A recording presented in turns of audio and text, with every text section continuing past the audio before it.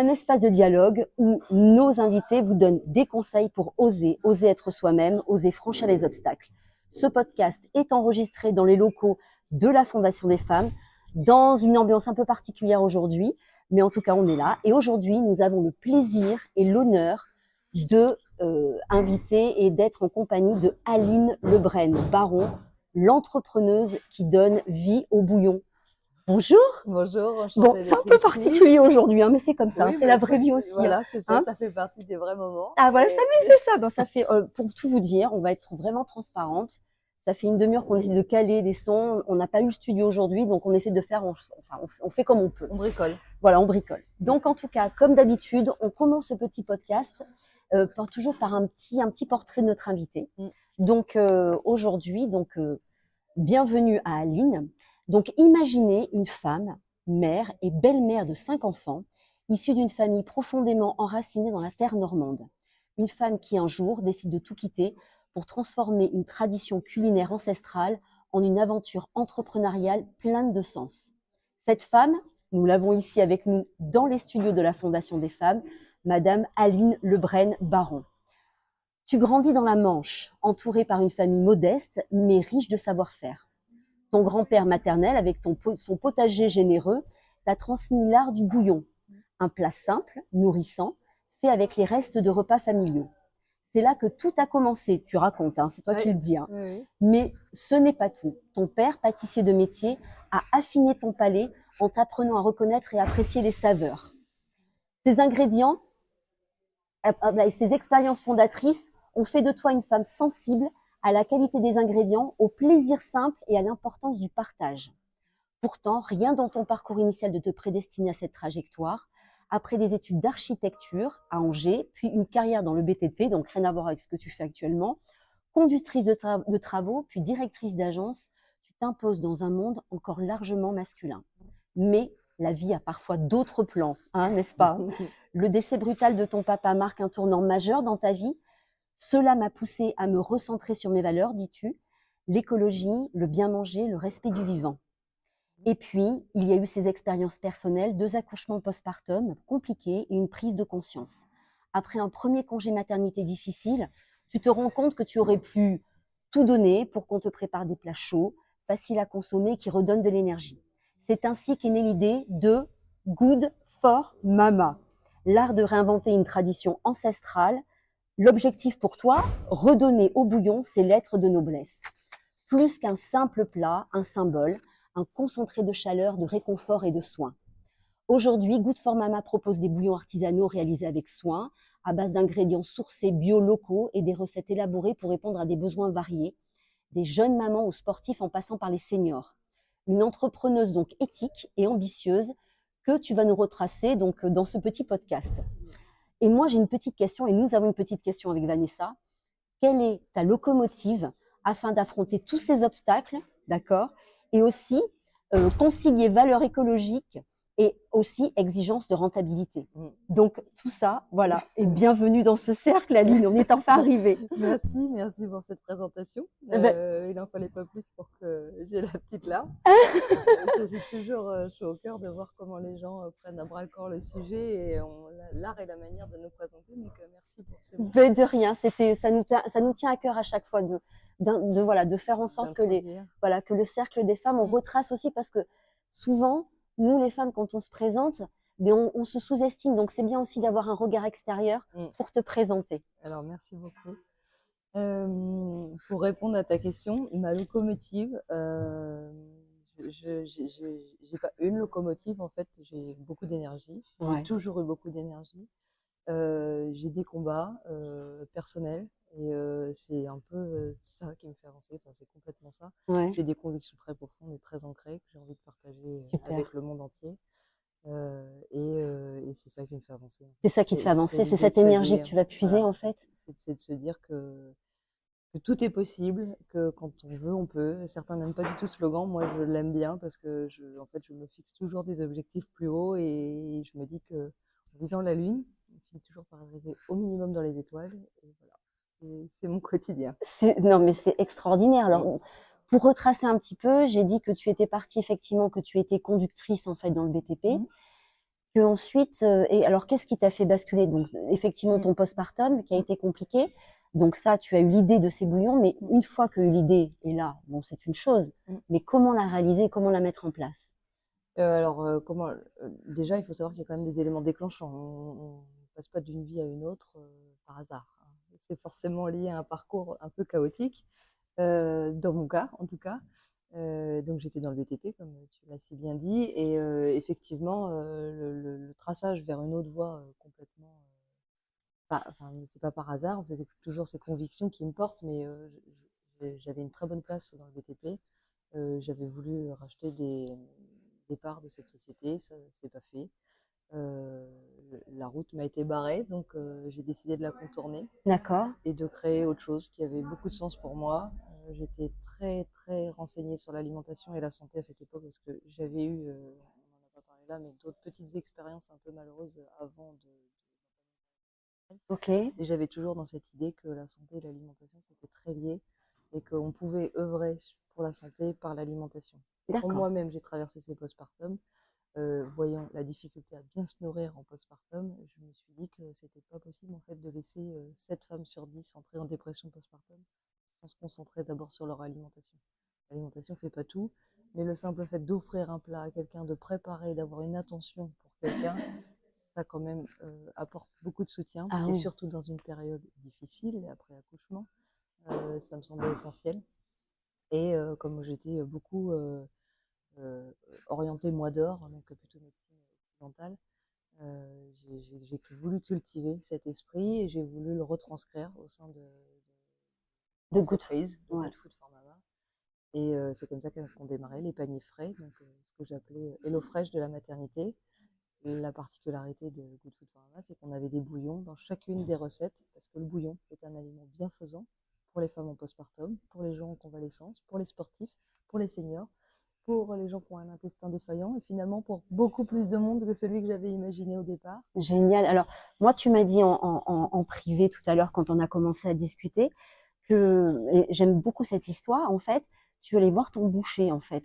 Alors, non, mais est-ce que tu peux nous retracer, Ah ouais, oui. parce que je trouve ça génial. Alors j'ai lancé les paniers frais, 3-4 mois après avoir démarré, les gens m'ont dit « Oh, c'est bien tes paniers, mais nous on aimerait bien des bouillons tout seul, bio. » Je me suis dit au départ « Mais je fabrique pas les bouillons, moi le bouillon je le mets dans mon panier.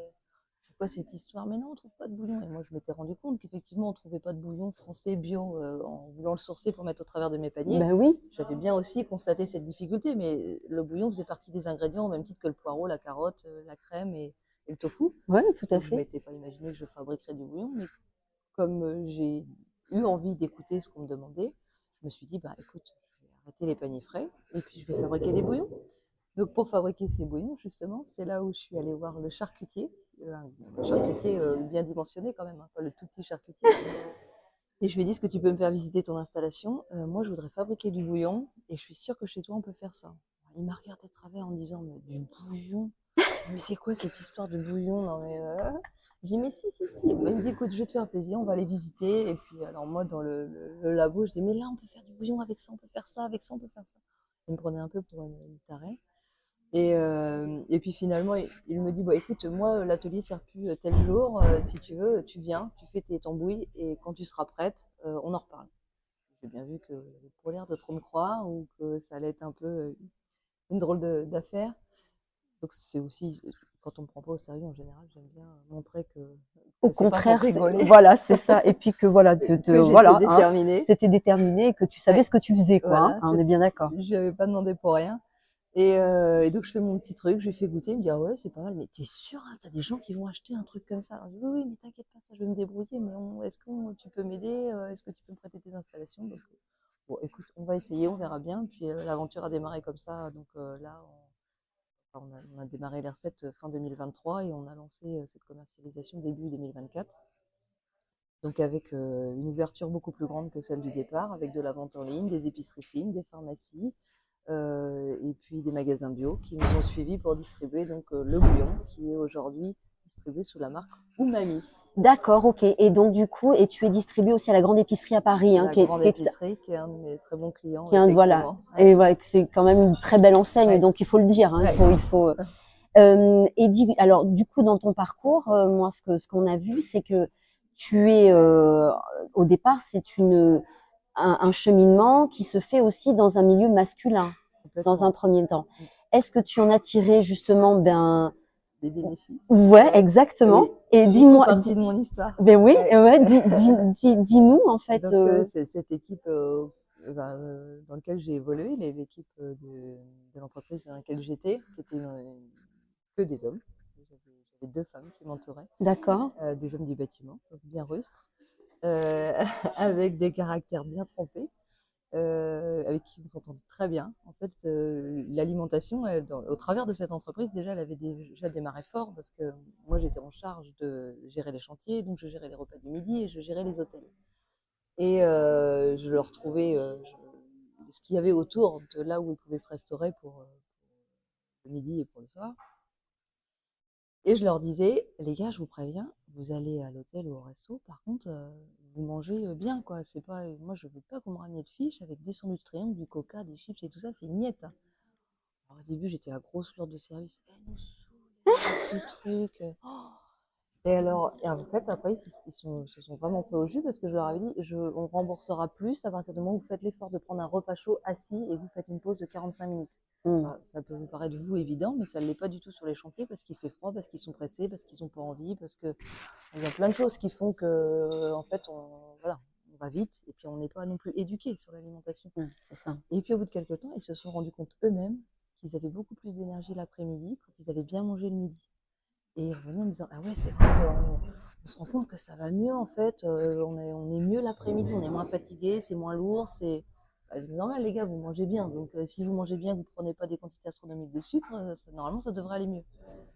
Et puis, bah, c'était un peu le jeu entre eux et moi. Alors, je leur disais: «S'il y a du coca, s'il y a des bières, s'il y a des trucs hyper sucrés sur votre fiche, me la présentez pas, vous serez pas remboursés». Je rembourse Donc pas. je sais pas, peut-être que certains continuent à consommer, mais je les voyais pas. Et moi, je remboursais que les trucs clean. Tu vois, Trop c'est un peu bien, l'assurance maladie. c'est bien. Oui, mais c'est important ce que tu dis parce qu'en fait, ça fait partie aussi un peu d'un cercle RSE, Oui, on va dire. Tu complètement. étais quand même en avance Oui, sur ils ton, parce sont, que effectivement, ouais, ben, si ils mangent bien, ils sont moins malades, ils sont plus productifs, ils sont plus productifs, complètement, et du coup, tout le monde est gagnant. complètement. L'entreprise comme la Ouais. personne qui, elle, Mmh, est en bonne mmh. santé et qui peut. Et puis ça se ressent physiquement, quoi, sur l'énergie. Donc, tu étais précurseur avant l'âge, Je hein, sais pas si on Aline. peut dire ça, Bah mais si, bah si, bah en si. tout cas, voilà, j'ai eu cette envie de le partager, alors que je n'avais rien à voir ni avec l'alimentation ni avec la nourriture. Et puis bah voilà, c'était un peu mon petit challenge personnel. Et quand je suis partie, il y en a même certains qui m'ont dit: «Grâce à toi, Aline, j'ai arrêté le coca, je suis plus addict au coca. Grâce à toi, j'ai arrêté de fumer».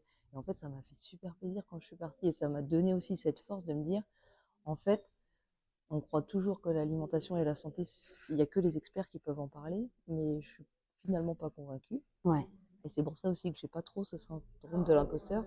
C'est qu'en semant ces petites graines-là et la répercussion que ça a eu, je me suis dit, ben, c'est finalement tout le monde qui peut participer à son niveau, à la manière du colibri, à planter ces petites graines et à faire évoluer les consciences. Et tu vois, des gens qui partaient quand même de très bas ouais, ont constaté eux-mêmes des bienfaits. les bienfaits que ça leur a apporté. Ouais, donc du coup, non, non, c'est très intéressant. Alors, du coup, toi, quand tu sors de ce BTP, Mm. tu pars donc du coup, donc le process du bouillon, etc. Comment maintenant tu vas chercher en fait tes produits? Comment la charte que tu te mets dans, Ouais. voilà, et comment le process en fait s'effectue? Je me dis, moi, je consomme bio, 98% bio. Je veux faire travailler les gens du territoire. J'habite en Sarthe, au Mans. Je veux avoir quelque chose qui ait du sens et qui participe à mon échelle à la valorisation des gens qui m'entourent. Comme je suis très attachée au savoir-faire et aux traditions aussi, il était question pour moi C'était de vraiment important. recentrer tout ça.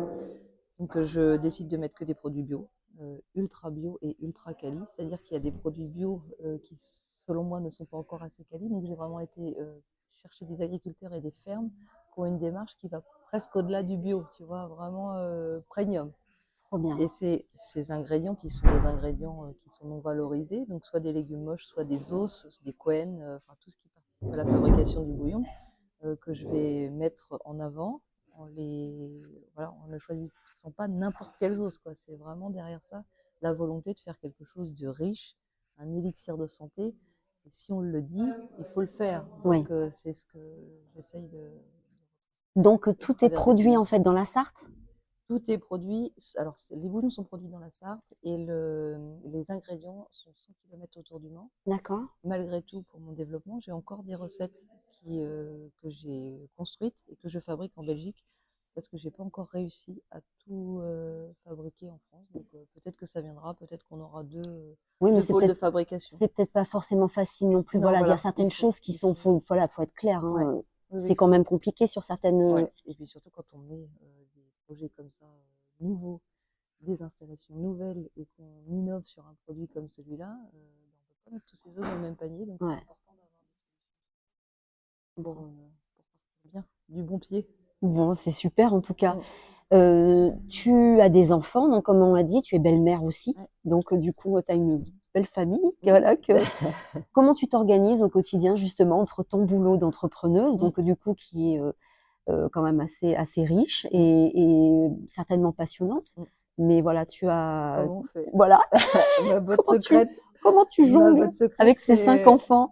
ma botte secrète, la première déjà. Bon, il y a mon mari, mais il y a quand même une nounou Ah qui est ouais, là OK. le Qui matin de bonne t'aide. heure et qui est là en fin d'après-midi. Donc Ouais, déjà ça c'est le vrai plus parce que sans ça, ce serait impossible. ouais, je comprends. J'ai des voisins qui sont ultra sympas, mes petites mamies voisines qui me font beaucoup, beaucoup, beaucoup de choses. Et puis bah, j'ai un mari aussi qui est aussi entrepreneur d'une belle entreprise, Ouais, donc qui est un peu comme moi par monts et par vents, mais qui a la dimension famille très importante et qui, je pense depuis longtemps, mais peut-être encore plus depuis qu'on est ensemble, a cette dimension du partage des tâches très ancrée et il n'y a pas de question, quoi. il n'y a pas de question. Ouais, la répartition se fait La naturellement. répartition, elle est complètement naturelle. Donc quand lui est pas dispo, bah, c'est moi qui prends le relais. Quand c'est moi, bah, c'est lui. Bah, voilà, ça s'imbrique naturellement parce que ça fait partie des choses qu'on a construites ensemble et qui étaient claires dès le départ. Donc ça, je n'aime pas dire que c'est une chance parce que moi, ça me semble normal. Mais C'est vrai, je reconnais qu'au regard de ce que je vois autour de moi, c'est pas toujours évident. c'est pas évident. Et puis c'est pas le cas chez tout le monde, ce qui est dommage. Mais en tout cas, c'est C'est ça, mais ça, mm, voilà, mm. ça fait partie, c'est les aléas de la vie, on va dire. Voilà, Hein? où on choisit, hein, Voilà, on a le oui, droit aussi de prendre des choix, puis de réorienter sa famille, de construire des choses. Enfin, voilà, c'est propre à chacun. Puis certains y voient des inconvénients, d'autres pas. Nous, ouais. c'est construit comme ça et ça marche bien comme ça. Tu m'as dit en préambule aussi que tu avais donc une fille, donc du coup de 17 ans. Mm. Quelle valeur tu veux lui transmettre justement ben, de par ton parcours alors d'entrepreneuse et ton parcours aussi de femme? Alors, plusieurs règles que j'essaye, enfin, des règles, pas des règles, mais en tout cas des choses que j'essaye de semer chez elle, ça va être la curiosité. La première des choses, pour réussir dans la vie, c'est pas forcément des grandes études. Moi-même, je peux passer au travers de grandes études, mais avec la volonté et la curiosité, on peut faire des grandes choses.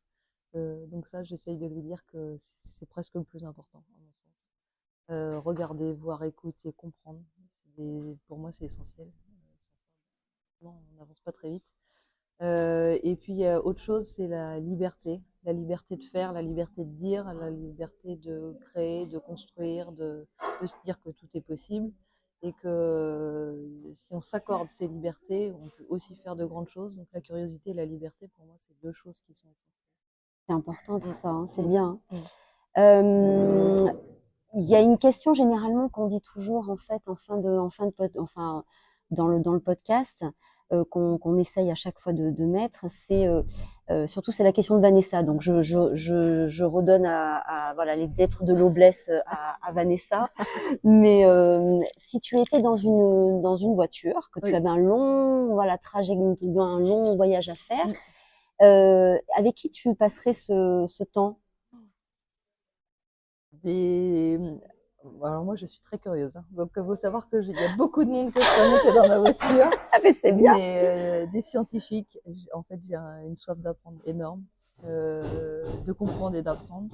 Et je me nourris beaucoup de preuves scientifiques, de gens qui ont fabriqué des choses avec leurs mains. Moi, j'adore la matière, donc des artisans, des gens qui vont m'apprendre et qui vont m'aider à comprendre le monde.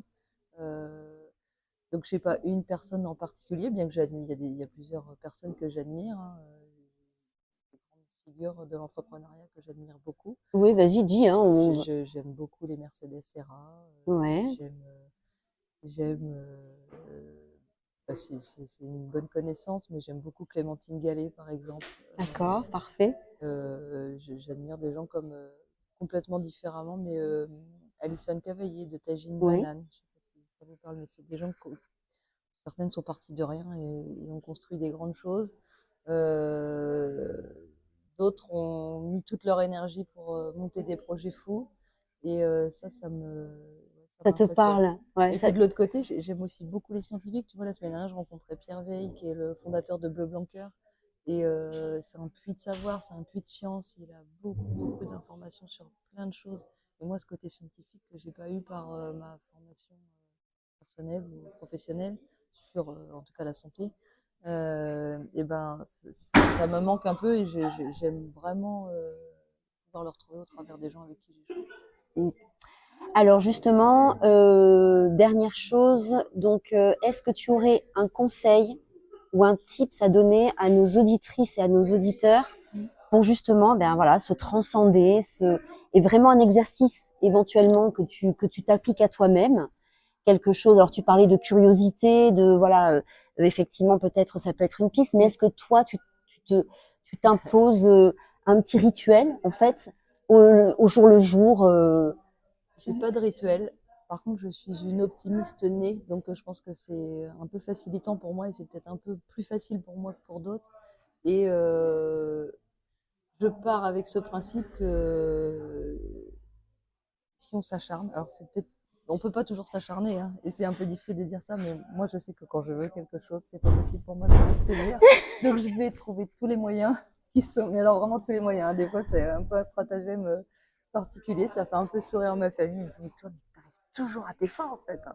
mais, Parce que, mais tu oses. parce que voilà, c'est ça en fait. On C'est est dans le oser, cercle des meufs qui osent. Hein. c'est de se dire, de toute manière, qu'est-ce qui va t'arriver si ça marche pas?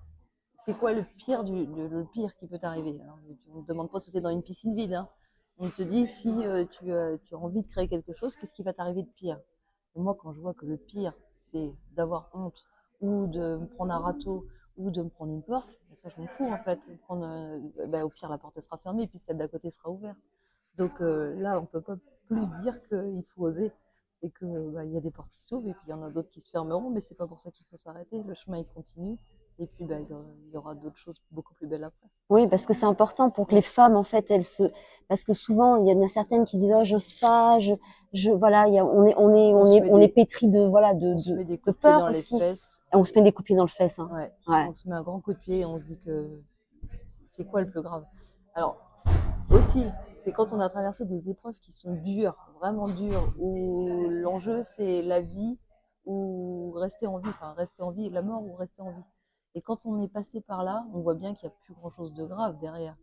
C'est que si au cas où on se prend un râteau, franchement, qu'est-ce qu'on s'en fout de prendre un râteau? Sur le coup, ça va nous blesser, ça va nous blesser 5 minutes, 10 minutes, et puis après, voilà. Enfin, moi, c'est ma philosophie de la vie. Oui, non, mais, Elle est dure à retranscrire et elle peut paraître un peu folle, mais en fait, on craint rien. ouais, Il faut juste oser. c'est ça. Donc, c'est pour ça, on est dans le Voilà. cercle des meufs Je qui crois osent. qu'on est au bon endroit. C'est voilà, il faut oser, il faut oser, il faut oser. Ben écoute, en tout cas, nous on a été ravis de t'avoir dans dans ce nouveau podcast en fait. Alors un podcast un peu improvisé, hein, Ouais. différent des autres. Mais en tout cas, merci beaucoup Aline pour cette voilà ton sourire déjà qui en dit beaucoup et puis d'avoir été dans le cercle des meufs qui osent. Et on se retrouve très vite, j'espère, sur d'autres ailleurs, d'autres aventures, voilà, d'autres. Hein, on se dit ça. Avec grand plaisir. À Merci très vite, Vanessa. merci Sabrina. beaucoup, Merci, merci Aline, merci.